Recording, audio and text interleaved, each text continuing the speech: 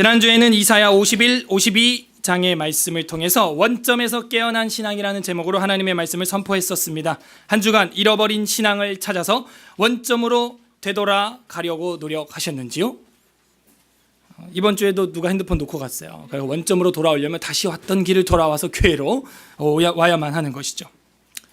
오늘은 지난주에 이어서 고난의 종의 위력이라는 제목으로 하나님의 예언의 말씀을 전파하고자 합니다. 우리 다 함께 따라해 보시죠. 고난의 종의 위력. 우리가 계속해서 창세기부터 여기까지 3년 동안 성경 절반을 한 장도 빠짐없이 다 봐왔는데요. 이 이사야서를 특히 볼 때는 66장까지 있는데 절반 정도를 잘라서 앞에 부분에는 징계하시는 하나님, 뒤에 부분에는 위로하시는 하나님, 때리시고 싸매시는 하나님, 이제 이런 부분으로 구조를 나눠서 보고 있습니다. 1장부터 39장까지가 때리시는 하나님의 아버지의 모습, 그 다음에 66장 뒤에까지가 위로하시고 싸매주시는 그 어머니의 모습을 볼 수가 있어요. 그래서 이 53장은 그 절정입니다. 예사야 후, 이사야라는 뜻이 여호와께서 구원하셨다. 이미 과거 완료예요. 하셨다. 그 하나님이 어떻게 구원하시는지를 보여주는 절정을 이루는 장, 이게 바로 53장이에요. 공교롭게 성탄절 주간에 또 이 53장이 우리한테 걸렸어요. 이거 뭐 우연이라고 해도 되겠지만 또 여기에 뭐 우리가 의미를 부여한다면 은혜죠. 섭리예요. 1189장이 있는 성경 중에 하필이면 성탄절이 이게 걸릴 줄 제가 3년 반년 전에 알아서 설교를 시작했죠. 제가 정확하게 알고. 제가 질문 하나 드리겠습니다. 여러분은 지금 살면서 가장 유익한 고난은 무엇이었습니까? 여러분 지금까지 살면서 가장 이 고난은 나한테 유익했다 했던 고난은 무엇이 있을까요? 설교 시작부터 저의 이야기를 좀 하려고 합니다. 딱히 예를 들 사람이 없어서 저를 활용하는 것이니까 양해해 주시고 한번 들어보시죠. 저는 고난이 참 많았던 것 같아요. 지금도 계속해서 고난이, 손목도 그렇고요. 지금 이제 어제는 어깨를 또 뼈가지고 여기에서 어깨가 안 올라가 또 이제. 저는 아기 때 한 7일 동안 아무것도 못 먹었던 적이 있습니다. 그래서 위에 형 둘은 죽었었고 셋째 형이 저희 형이고 넷째가 저였고 아무튼 많이 죽었어요. 그래서 7일 동안 아무것도 먹지 못해서 눈이 돌아가서 흰자가 보인 적이 있는데 그때는 이제 아버지가 저를 묻어버리려고 첫째 둘째 묻어본 실력이 있으시기 때문에 저를 몸을 싹 씻어가지고 건너방에 포대기 흰 포대기로 싸가지고 삽을 들고 주무시고 계셨어요. 근데 이제 죽지 않았죠. 어머님이 저를 꺼내서 씻기면서 눈물로 기도를 한 거예요. 그때는 저희는 불교였는데 눈물로 씻기면서 이 아이를 살려주시면 하나님의 사람으로 바치겠습니다. 이런 또 서원 기도를 한 거예요. 한나처럼. 근데 그런 기도한 거를 제가 신학을 하겠다라고 제 입에서 말이 나올 때까지 얘기를 한 번도 안 했어요. 제가 신학을 한다 그러니까 내가 옛날에 그랬지라는 말을 그때 하는 거예요. 미리 하지 않으셔고. 돌이 됐을 때는 경기를 일으켜서 애들이 깜짝 놀라면 경기를 일으킨다 그러죠. 온몸이 돌처럼 굳어졌던 적이 있습니다. 그래가지고 택시를 탔더니 택시기사가 다 죽은 애 데리고 탔다고 재수없다고 내리라고 저희 어머님을 면박을 줬다고 어머님이 자라나는 저한테 귀에 못이 박히도록 이야기를 했었죠.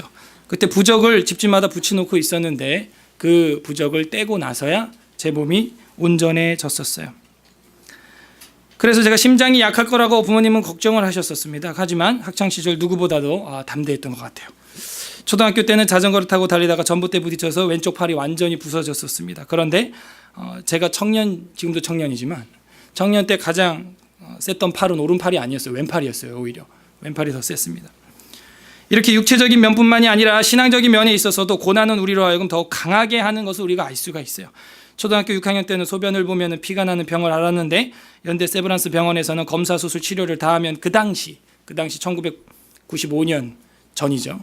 90년대 뭐 이렇던데 한 1,000만 원 정도 든다고 했었는데 그 당시는 저희 아버지가 사업이 다 망하고 단칸방에 연탄을 떼던 시절로서 저희 집으로는 감당하기 어려운 경제적인 타격이었어요. 그래서 학교에는 병원 간다고 거짓말을 하고 조퇴를 하고 어머님과 한 달 동안 기도원에서 기도를 했었습니다.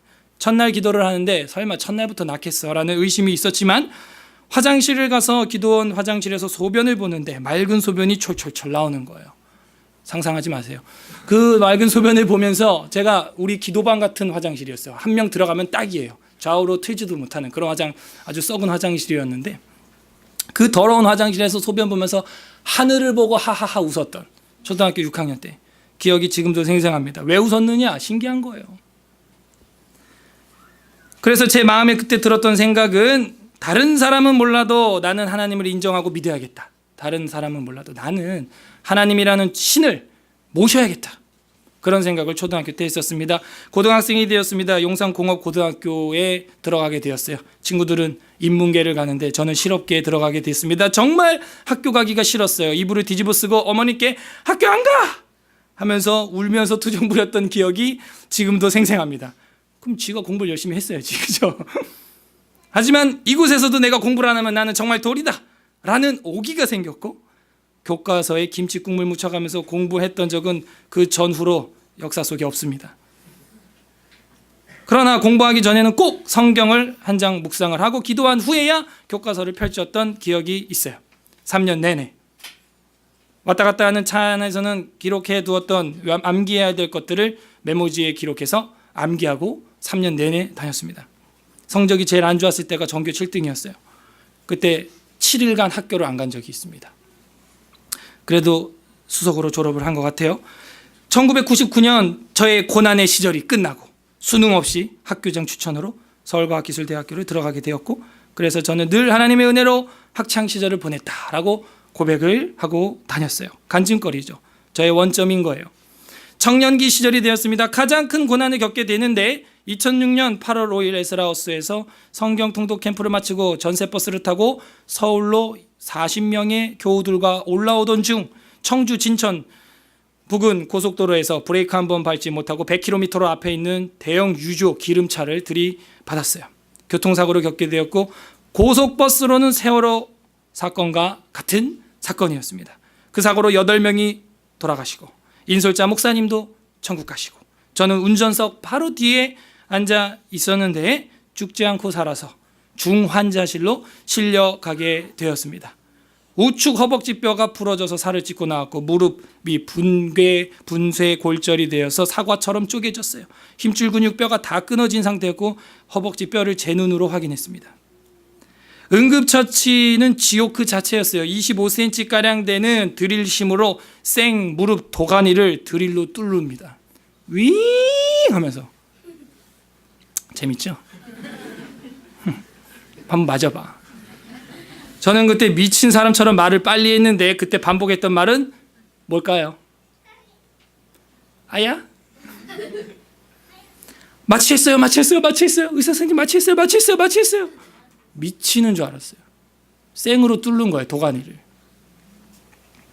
그러니까 인턴이 떨려가지고 이러니까 더 마창을 냅니다. 아예 뚫어가지고 관통을 시켜버려. 거기다가 5파운드짜리 줄을 달아서 침대 밑으로 내리니 다리가 제 길이로 늘어납니다. 중환자실에서 간호사가 이를 닦아주고 밥을 먹여주고 살았어요. 수술은 3일이 지나고야 이루어졌습니다. 왜냐?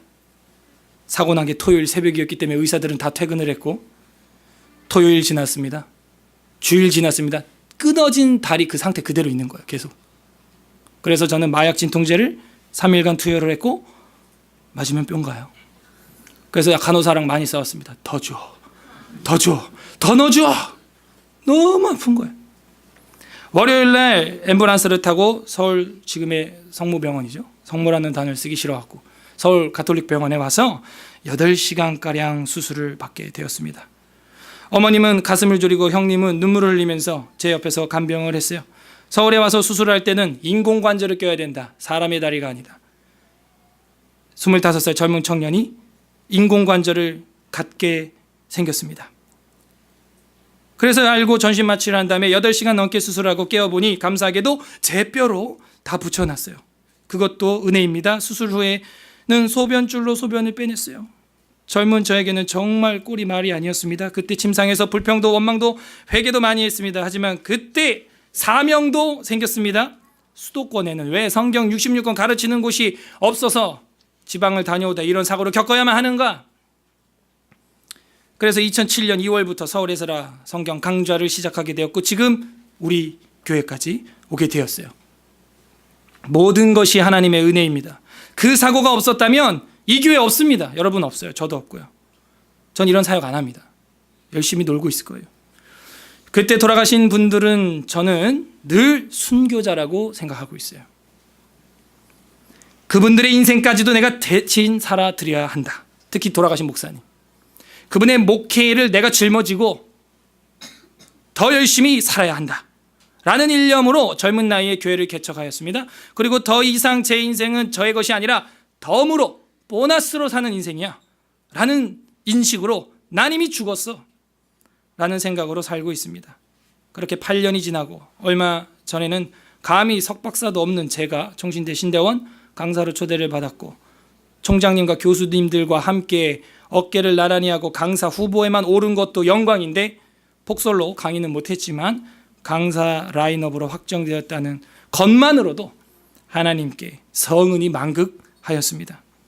고난은 그 당시로는 지긋지긋하게 싫은 지옥 그 자체입니다. 하지만 돌이켜보면 고난은 나를 단련시키는 은혜의 풀무불이었다는 것을 부인할 수 없고 걸림돌이 아니라 디딤돌이었음을 고백할 수밖에 없습니다. 잃은 것보다 얻을 것이 너무 많기 때문에 겸손케 하려는 하나님의 섭리라는 것이죠.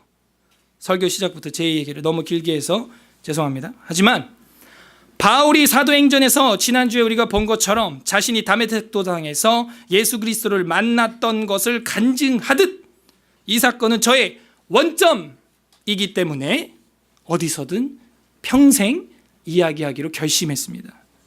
오늘 본문 이사야 53장에는 제가 경험했던 고난과는 비교조차 할 수 없는 우주적 고난이 등장합니다. 이 본문은 4개의 종의 노래 중에서 이제 마지막 종의 노래인 것이죠. 종의 노래가 4개가 있다고 이사야에서 우리가 살펴보면서 늘 이야기를 했죠. 그 마지막 클라이막스 4번째 종의 노래인데 그 종의 노래의 제목이 무엇이냐? 따라하세요. 고난의 종. 53장의 전체 구조, 제목, 그게 바로 고난의 종이라는 거예요. 이 마지막 노래인 고난의 종은 풀무 같은 고난을 통하여 자신의 영광을 만천하에 드러낼 뿐만이 아니라 많은 사람의 죄를 담당하여 영광스럽게 하는 우주적인 성취를 말해주고 있어요. 이것은 우리에게 가장 유익한 고난입니다. 여러분은 인생을 살면서 가장 유익한 고난이 무엇이었습니까? 라고 저는 모두의 질문을 했었습니다. 우리도 오늘 말씀을 통해서 예수 그리스도의 그 유익한 고난이 내 고난이 되고 거룩한 영광이 내 영광이 되는 은혜가 있기를 간절히 바랍니다. 이제 53장을 볼게요. 이사야 53장 1절에서 3절이 한 단락으로 잘려있고 동그라미로 끝나죠. 그래서 1절부터 3장까지 우리가 읽었는데 1절부터 3장은 볼품없는 종이에요. 뭐라고요? 볼품없는 종, 보잘것없는 종의 모습이 나옵니다. 그게 무슨 위력이냐? 위력이에요. 4가지 위력을 오늘 우리 볼 겁니다. 1절, 우리가 전한 것을 누가 믿었느냐? 여호와의 팔이 누구에게 나타났느냐? 제가 팔이 어깨가 아프다 그랬죠. 팔이 뭐냐? 힘을 말하는 거예요. 여호와의 팔이, 그러면 여호와 하나님의 전능하심, 힘이 누구에게 나타났느냐? 어디에 그 힘이 몰려 있느냐? 질문하는 거예요. 2절, 그는 주 앞에서 자라나기를 연한 순 같고, 이런 연한 순 같은 자에게 몰려 있다는 거예요. 뭐가? 여호와의 구원의 팔이. 아이러니죠? 아이러니죠. 연한 순 같고 이 새싹 전에 그 아주 그 봄이 되면 조그맣게 쌀알처럼 올라오는 거 있죠? 그 말하는 거예요. 툭 치면 떨어질 것 같은 거. 연한 순 같고 마른 땅에서 나온 뿌리 같아서. 마른 땅에서 나온 뿌리 보셨어요? 바싹 말라서 만지면 톡 부러질 것 같은 거죠. 고운 모양도 없죠. 풍채도 없은즉 우리가 보기에 흠모할 만한 아름다운 것이 없어요. 연한 순 같고 마른 뿌리 같고 고운 모양도 없고 풍채도 없고 아름다운 것도 없어요. 볼품없는 외모예요. 3절은 그 절정이죠. 그는 멸시까지 받아요. 그렇게 생겼으니까. 사람들이 외모로 판단하는 거예요. 그는 멸시를 받아 사람들에게 버림을 받으며 간고를 많이 겪었고 질고를 아는 자라. 간고와 질고라는 단어가 나왔는데 이 간고라고 하는 것은 고통, 그 다음에 질고라고 하는 것은 슬픔, 질병, 이거예요.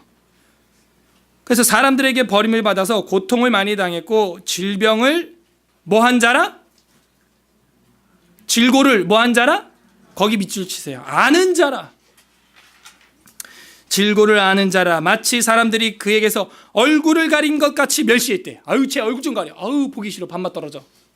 그래서 많은 신학자들이 예수님의 얼굴이 어려서 화상을 입어서 문둥병 환자처럼 돼가지고 나사로, 문둥병 환자 나사로를 친구로 삼았다.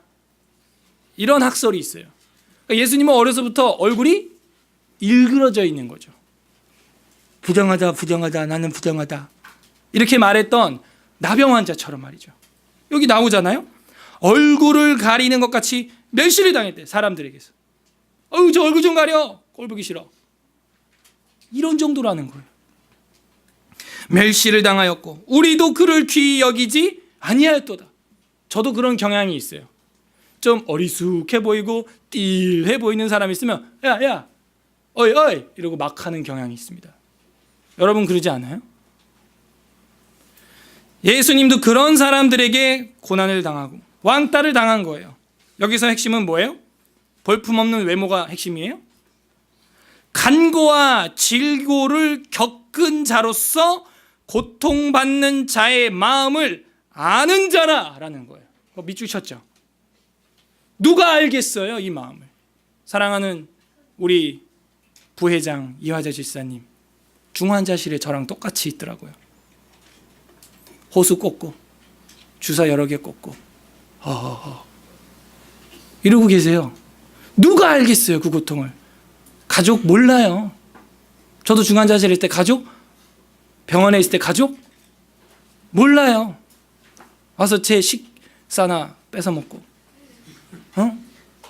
형은 야, 너 어디가 죄가 있나 봐. 그래서 이런 사고 겪은 것 같아. 회개해봐. 그런 말 안 해도 내가 알아서 회개해. 속이나 긁어놓고. 가족 절대 몰라요. 드릴심으로 도가니를 마창 뚫었다 그랬잖아요. 제 다리를 응급처치할 때. 그때 다리를 확 먼저 잡아 당겨야 돼, 한번. 그리고 확 뚫어야 돼요. 확 잡아 당기는데 앞이 그냥 삥 하얘져. 그냥. 그래가지고요, CT 찍고 MRI 찍고 막 끌려다니고 막 있는데 하도 요동을 치니까 인턴이 한 6명이 달라붙어서 제 팔을, 힘이 세니까 막 묶어놓고 정신병 환자처럼. 그러면 저는 또 막 변증을 해. 의사 선생님, 제가 원래 이런 사람이 아닌데 갑자기 말이 많아지고 했던 말을 또 하고 제가 왜 이런지 모르겠어요. 이렇게 말이 많아지지. 원래 말이 많았지만 왜 이런지 모르겠어요. 저도 제가 정신 안 차려요. 그래서 사람이 미치는 거예요, 잘못하면. 그 다리를 확 잡아 당기는데, 그 끊어진 다리를, 그때 제가 마취도 안 했지, 마취 핸들 듣겠어요, 그게. 그때 제가 일부러 되뇌어 생각했던 게 뭐냐면 그 확 잡아당기는 그 찰나에 그리스도의 십자가, 그걸 일부러 묵상했어요. 그분은 손과 발이 아예 못이 마창나서 그 십자가 위에서 중력을 다 받으셨지. 그러니까 그게 좀 위로가 되더라고요. 확 잡아당긴 거, 그게 안 아플 정도로 보이더라고요. 질고를 아는 자라. 누가 위로할 수 있냐면요, 그렇게 멸시천대 질고 간고를 겪었던 사람이 멸시천대 질고 간고를 겪는 사람을 위로할 수 있어요. 병문안이 안 돼요, 여러분이 가면. 사실은 힘내세요, 그런 말 안 하는 게 나아요. 그냥 잘 될, 그런 말 안 하는 게 나아요. 많이 아프시죠? 그래, 아파. 근데 어쩔 건데? 네가 아파줄 거야? 아니잖아. 다 필요 없어요. 그냥 기도해 주셔요. 그 안 겪어보신 분들은 그냥 손 붙잡고 그냥 조용히 기도해 주시고 오면 돼요. 근데 저는 위로를 막 할 수가 있더라고요. 지사님, 한 달 휴가 왔다 생각하시고 입 닦아주면 닦이고, 밥 먹여주면 드시고, 소변 보면 보시고, 그냥 누워서 가만히 계시오. 저도 하면서 제 이야기를 꺼내는 거예요. 간호사가 이빨 다 닦아주고, 그 저보다도 어린 여자 간호사들이 똥오줌을 다 받아주고 그랬답니다. 그러니 휴가 왔다 생각하시고, 제가 볼 땐 나아질 것밖에 없으니까 저처럼 결국에는 중환자실에서 나와서 걷고 뛰게 될 거예요. 그러니까 시간이 걸리니까 한참 쉬시라고. 그러더니 그게 위로가 돼요. 뭐 제 걱정해 또. 임원회는 잘 끝났냐고. 임원 다 잘했고 다 끝났다고. 그래서 위로받은 자가 위로할 수 있는 거예요. 우리 주님은 모든 인류를 다 위로할 수 있습니다. 위로의 종, 선교의 종, 순종의 종. 그 종은 어떤 종이었어요? 고난의 종인 거예요. 그걸 다 받아보신 분인 거예요. 그게 1절에서 3절까지 나오는 위력, 첫 번째 위력이에요. 볼품없는 외모를 가진 주님이 어떤 위력? 간고와 질교를 겪은 자로서 고통받는 자의 마음을 위로하신다. 저도 여러분도 그런 간고와 질교를 약간 겪음으로써 작은 예수님이 돼서 고통받는 자들의 마음을 위로하는 자가 되어야 합니다. 그 다음에 두 번째가 4절부터 6절의 이야기죠. 4절부터 6절 한번 보겠습니다. 4절. 그는 실로 우리의 질고를 지고, 질병, 슬픔, 질고를 지고 우리의 슬픔을 당하였거늘 우리는 생각하기를 그는 징벌을 받아 하나님께 맞으며 고난을 당한다 하였노라. 이게 우리의 비아냥이죠. 자기 죄 때문에 저렇게 된 거 아니야? 누가 저한테 얘기한 것처럼 너 죄가 있나 봐. 그러니까 네가 그 고난 당하는 거겠지. 하나님께 맞으며 고난을 당한다 하였노라. 그가 찔림은 하면서 우리가 익히 잘 아는 말씀이 나왔는데 별표 5만 개짜리죠. 5절 우리 다 같이 읽겠습니다. 시작. 그가 찔림은 우리의 허물 때문이요 그가 상함은 우리의 죄악 때문이라. 그가 징계를 받음으로 우리는 평화를 누리고 그가 채찍에 맞음으로 우린 나음을 받았도다. 그가 찔린 이유가 뭐래요? 허물이 뭐예요? 우리의 범죄, 껍데기, 외식, 가식, 위반, 그게 허물이라는 거예요. 벗어야 돼요. 그것 때문에 우리 예수님이 찔림을 당했어요. 그가 상함은 우리의 죄악을 인함이라. 그가 상한 이유가 뭐라고요? 죄악이 뭐예요? 부당한 것, 불법, 사악한 것, 죄악. 우리 죄악 때문에 주님이 40의 감암매를 맞고 온몸이 피투성이가 돼서 대신 고통을 당한 거예요. 그가 징계를 받음으로 우리는 평화를 누리고 그가 채찍에 맞음으로 우리는 나음을 입었다 하는 거예요. 두 가지 면이 나오고 있는데요. 5절에서는 영적인 면과 육적인 면을 다 다루고 있는 거예요. 영적으로 상함은, 찔림은 우리의 죄를 도말하기 위해서고, 육적으로는 우리의 삶의 평화와 안정, 그리고 육신의 질병의 치료, 힐링, 나음을 위해서라는 거예요. 이제 이 시대가 웰빙의 시대를 지나 힐링의 시대가 되어 갔어요. 그죠? 이 사람들은 웰빙이라는 말 안 써요. 힐링이라는 말을 쓰죠. 진정 우리에게 힐링이 되는 것은 예수 그리스도의 십자가라는 것이죠. 6절, 우리는 근데 어떻게 했어요? 다 양 같아서 그릇 행하여 각기 제 길로 갔거늘 여호와께서는 우리 모두의 죄악을 그에게 담당시키셨도다. 그 고난의 종에게 담당시켰다는 거예요. 우리 모두의 죄악을. 그래서 이 6절이 또 중요하잖아요. 두 번째 줄에 우리의 모든 죄악을 그에게 담당시켰다. 거기 밑줄을 딱 쳐야 돼요. 두 번째 위력은 뭡니까? 영육간의 대신 고통을 당하심으로 자신의 희생으로 남을 살리셨다는 거예요. 자기 희생으로 남을 살리고 남을 윤택하게 하셨다. 이것이 두 번째 고난의 종의 위력이에요. 저희들도 마찬가지예요. 남을 윤택하게 하려면 내가 좀 불편해야 돼요. 남이 좀 행복하고 남이 좀 기뻐하려면 내가 불편해야 되는 것입니다. 희생해야 되는 것이죠. 이게 고난의 종의 위력이에요.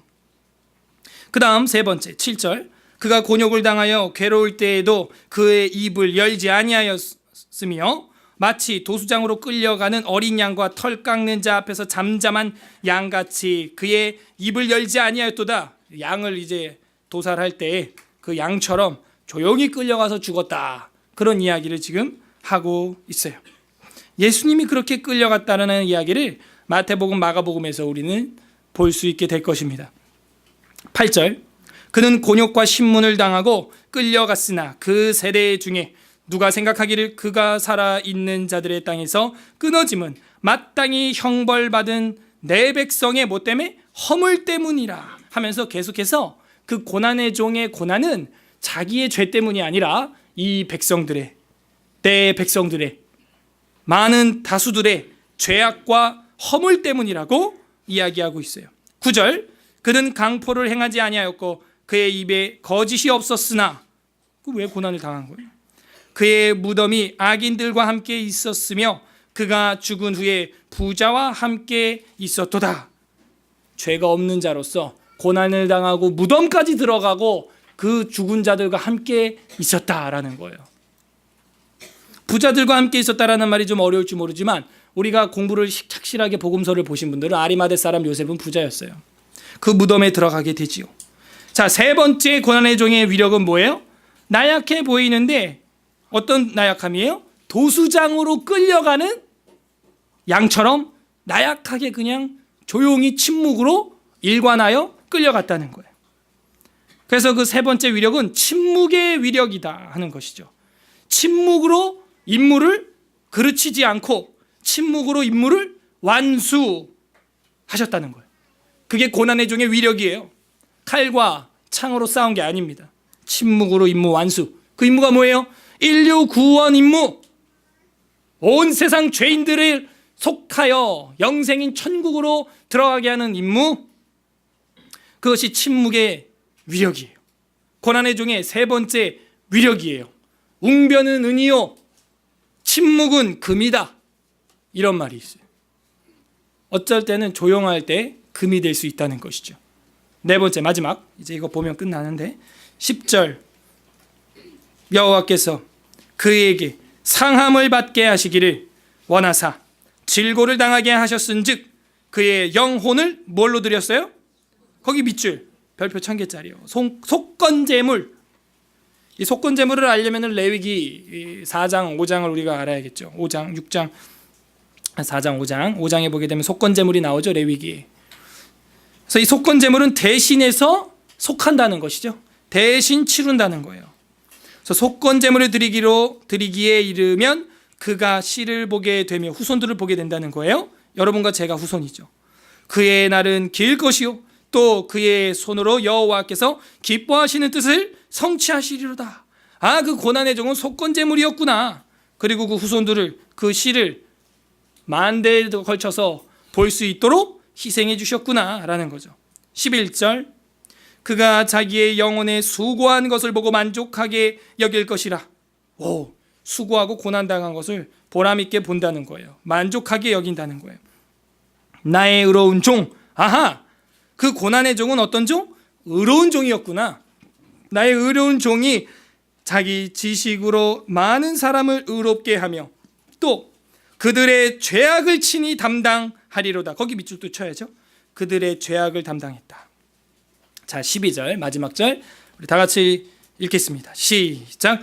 그러므로 내가 그에게 존귀한 자와 함께 몫을 받게 하며 강한 자와 함께 탈취한 것을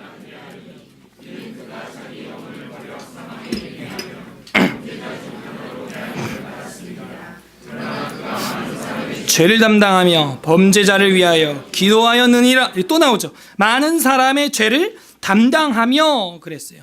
마지막으로 고난의 종의 위력이 뭐예요? 타인의 죄를 속죄해 주는 위력이 있다는 거예요. 속죄의 위력. 내가 대신 희생함으로 타인의 죄를 감소시키는, 서로의 인생의 죄의 짐을 서로 나눠지는 그런 은혜가 있다는 것이죠. 우리도 타인의 죄와 고통을 나눠질 때 속죄의 위력이 나타나게 된다 하는 거예요. 이것이 53장에 나와 있는 고난의 종의 위력이다 하는 것이죠. 첫 번째 뭐였어요? 간고와 질고를 겪은 자로서 고통받는 자의 마음을 안다. 그게 위력이에요. 두 번째 위력은 자신의 희생으로 남을 윤택하게 하고 살린다 하는 거예요. 세 번째 위력은 침묵으로 임무를 완수한다. 성취의 위력이죠. 마지막은 속죄의 위력. 이것이 우리 주 그리스도께서 고난의 종으로 이 성탄절에 오셔서 완수하기 위한 위력이었다 하는 것이죠. 여러분은 인생을 살면서 가장 유익했던 고난이 무엇이었습니까? 정리를 하겠습니다. 우리 인류의 나약함은 질병과 죽음 앞에서 적나라하게 드러납니다. 하지만 이 인류의 가장 큰 숙제를 성탄하신 고난의 종 예수 그리스도께서 속건제물이 되어 주심으로 해결해 주셨습니다. 예수 그리스도께서 우리의 간고와 질고를 아십니다. 예수 그리스도께서 우리의 허물과 죄악 때문에 대신 찔리시고 상하셨습니다. 예수 그리스도께서 우리의 평화와 치료를 위해서 대신 징계를 받으시고 채찍에 맞으셨습니다. 우리 모두의 죄악과 많은 사람의 죄를 2000년 전에 그에게 담당시키셨습니다. 하나님께서 우리의 죄와 사망과 질병의 문제를 청산하시고 천국문을 활짝 열어두신 것이죠. 이게 성탄의 크리스마스의 복음이에요. 굿 뉴스, 복된 소식이라는 것이죠. 그래서 크리스마스는 한편으로 슬픈 날이기도 하지만 다른 한편으로는 우리에게 기쁜 크리스마스가 되는 거예요. 왜? 저와 여러분의 그 간고와 질고의 문제가 해결됐기 때문이죠. 이것은 우주적인 위력이에요. 이것이 고난의 종의 위력인 것입니다. 70억 인구가 다 달려들어도 한 사람을 300년 살게 하지 못해요. 하지만 하나님의 독생자 한 분 예수 그리스도께서 홀로 70억 이상의 인류를 십자가의 복음으로 살릴 길을 열어두셨다는 것이죠. 이것이 위력이에요. 이것이 고난의 종의 위력이라는 거예요. 고난을 당하시고 십자가에 달리셔서 우리의 죄를 다 쓰시고 십자가의 중력을 다 받아서 물과 피를 다 쏟으셨어요. 그 왜 그러는 거라고요? 우리의 질고를, 간고를 그에게 담당시켰다는 것이죠. 여기 있는 물을 여러분이 마셨으면 제가 마실 물이 없는 거예요. 저에게 있는 1000만 원의 빚을 여러분이 갚아주면 저에게 빚이 없는 겁니다. 제가 먹을 빵을 여러분이 대신 먹었으면 저는 먹을 빵이 없는 거예요. 우리에게 있는 죄와 사망의 문제를 주님이 대신 먹어서 가져갔으면 다 해결된 줄로 믿습니다. 그게 속건제의 위력이에요. 구속의 위력이라는 거예요. 우린 그걸 믿는 거예요. 그것이 성탄의 기쁨인 것이죠. 그리고 예수 그리스도께서 부활했다라는 건 뭘 말하느냐? 내년 4월에도 부활절이 있지만 그 부활은 그가 죽는 것은 불법이라는 것이죠. 예수 그리스도께서는 자신은 죄가 없기 때문에 우리의 죄를 뒤집어 쓰고 대신 죽으시긴 하셨지만 살아나야 함이 합법이에요. 그래서 3일장 끝나고 나서는 살아나셔야만 했던 것이죠. 안 살아났고 부활이 없다면 우리가 그를 믿을 필요가 없는 것이죠. 살아나는 것이 합법인 거예요. 이것이 복음인 것입니다. 관련 구절 한 3구절 보고 기도하고 정리하고 이제 마치겠는데요. 신약 성경으로 갑니다. 요한복음 1장 29절. 오늘은 좀 일찍 마칩니다. 처음 오신 분들, 이게 일찍이야? 굉장히 일찍인데. 보통 설교만 1시간 하죠. 요한복음 1장 29절 142페이지 143페이지 요한복음 1장 29절. 오늘 이사야서 말씀을 복습하면서 다시 상기시키면서 신약을 봐야 이게 딱 맞아 떨어져요. 요한복음 1장 29절 다 같이 읽겠습니다. 시작. 이튿날 요한이 예수께서 자기에게 나오심을 보고 이르되 보라 세상 죄를 지고 가는 하나님의 어린 양이로다. 완전한 요약판이죠. 이게 세상 죄를 뒤집어 쓰고 가는, 세상 죄를 지고 가는 하나님의 어린 양이로다라는 거예요. 여기 지고 간다라고 하는 이 헬라어는 아이로라는 말인데 들어 올려서 치우다 이런 뜻이에요. 내게 있는 물컵을 들어 올려 치우는 것처럼 우리 세상 죄를 들어 올려 치우신 분이 바로 성탄하신 우리 구주 만왕의 왕 예수 그리스도라는 것이죠. 그걸 세례 요한이 지금 보고 선포하는 거예요. 딱 봐라. 세상 죄를 지고 가는, 들어 옮겨 치워버리는 하나님의 어린 양, 도수장으로 끌려갔던 그 양, 그가 나타났다. 예언이 성취됐다는 얘기죠. 요한 계시록으로 갑니다. 성경 마지막 책이죠. 요한계시록 5장 6절. 계시록 5장 6절, 신약 성경 404페이지. 계시록 5장 6절, 7절, 2절 보겠습니다. 요한계시록 5장 6절, 7절. 다 같이 읽습니다. 시작. 내가 또 보니 보좌와 내 생물과 장로들 사이에서 한 어린 양이 서 있는데 일찍이 죽임을 당한 것 같더라. 그에게 7뿔과 7눈이 있으니 이 눈들은 온 땅에 보내심을 받은 하나님의 7영이더라. 그 어린 양이 나와서 보좌 앉으신 이의 오른손에서 두루마리를 취하시니라. 네, 내생물이라는 것은 이제 천사를 말하는 것이고, 한 어린 양이 있었는데 일찍이 죽임을 당한 것 같더라. 누구겠어요? 그 어린 양 하면 우리가 유연하게 해석을 해야죠. 예수 그리스도, 성자 하나님. 그에게 7뿔이 있다는 얘기는 완벽한 영광을 말해요. 7이라는 수는 반복이라는 히브리어 원어에서 나왔고, 반복은 맹세를 말하고, 맹세는 완벽하다는 뜻이 있기 때문에 7이라는 것은 완전 퍼펙트라는 의미를 가지고 있죠. 그래서 7뿔이라는 것은 완벽한 권세, 완벽한 권위, 우리 어린 양 되신 주님이 이루셨다는 거예요. 성취하셨다는 거예요. 고난의 종의 위력을 가지고 계시다는 것이죠. 그리고 7눈이라는 것은 완벽한 감찰, 우리를 감찰하시는 것이죠. 이 땅에 보냄을 받는 7영이라 그랬으니까 성령 하나님의 교통하심을 말하는 것이죠. 그리고 오른손에 두루마리를 취하셨다. 말씀을 열어서 우리에게 해석해 줄 수 있는 분, 이룰 수 있는 분, 그분이 바로 예수 그리스도라는 거예요. 그래서 예수 그리스도가 없다면 구약 신약 성경이 해석이 안 돼요. 이사야서 53장 해석이 안 돼요. 어떻게 인간이 많은 사람의 죄를 담당할 수 있겠어요? 물론 1차적으로 이스라엘이 제사장적 사명을 말하는 건 맞습니다. 그러나 신약 성경에 와서 많은 사도들과 그 제자들이 그 인용구로 받아들이고 있죠. 성취로. 자, 마지막 구절, 에베소서 1장 19절에서 22절 보겠습니다. 에베소서, 앞으로 거꾸로 가야 돼요. 310페이지, 311페이지, 311페이지 에베소서 1장 19절에서 22절입니다. 제가 읽어보겠습니다. 여러분 잘 보세요. 에베소서 1장 19절, 그의 힘의 위력으로 딱 나오죠. 정확히 나오죠. 그의 힘의 위력으로, 위력, 그 하나님의 힘이란 얘기예요.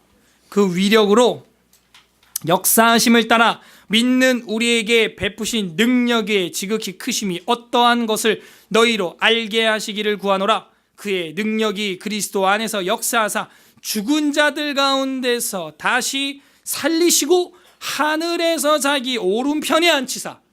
이게 위력이에요. 여러분 절 보세요. 지금 누워 계신 우리 환우, 사랑하는 교우, 여러분이 가서 일어날지어다, 능력이죠. 일어났어요. 앉지도 못하시거든요. 지금 저도 못 앉았어요. 앉기만 해도 기적 같아. 일어날지어다, 일어나요. 위력이에요. 걸을지어다, 기적이야. 이건 완전히. 뛸지어다, 이 어마어마한 위력인데, 여기 본문에서 지금 뭐라 그러고 있어요? 그렇게 일으키고 앉히고 걸리고 뛰게 한 정도가 아니라 다시 죽은 자들 가운데서 살려버리고 하늘 자기 오른편까지 쫙 올려버렸다는 거예요. 이건 얼마나 강력한 위력이에요 도대체. 이게 하나님의 힘과 오른팔의 위력이라는 것이죠.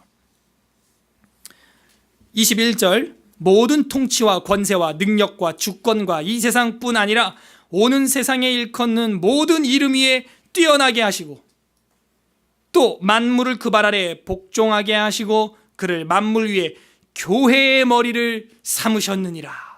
그래서 우리가 이 교회에 모이게 되고 이 교회에서 가장 머리 되시는 것은 우리 주 예수 그리스도, 그의 이름이 되는 것이죠. 그분 자체가 되는 거예요. 그래서 성탄절날 교회를 안 다니는 사람도 괜히 마음이 설레이나 봐요. 그 본성의 빛이 뭔가 갈구하고 있는 것 같아요.